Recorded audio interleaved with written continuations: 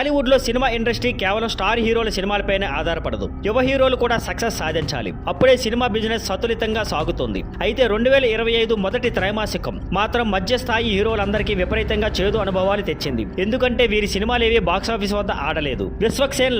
విశ్వక్సేన్ నటించిన లైలా సినిమా ఈ ఏడాది అతని కెరీర్ లో అతిపెద్ద ఫెయిల్యూర్ అయ్యింది. ఇప్పటికే కొన్ని సినిమాల పరాజయాలతో వెనక్కి వెళ్లిన విశ్వక్కు లైలా మరింత ఒత్తిడిని తీసుకొచ్చింది. సందీప్ కిషన్ కూడా చాలా కాలంగా ఒక పెద్ద హిట్ కోసం ఎదురు చూస్తున్నారు. మజాకా మీద చాలా ఆశలు పెట్టుకున్నా ఆ సినిమా కూడా ఫెయిల్ అయింది. పబ్లిక్ కి కనెక్ట్ కాలేకపోయింది. కిరణ్ అబ్బవరం దిల్ రూబా కే అనే సినిమాతో హిట్ కొట్టిన కిరణ్ అబ్బవరం అదే జోష్ తో దిల్ రూబా చేశాడు. కానీ ఈ సినిమా పూర్తిగా డిజాస్టర్ అయింది.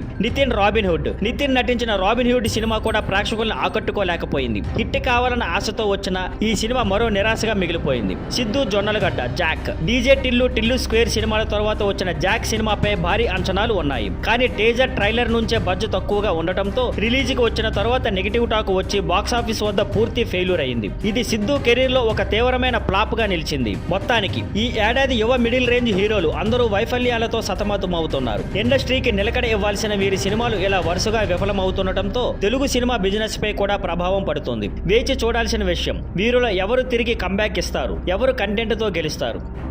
Thank you for watching. Please like, share and subscribe.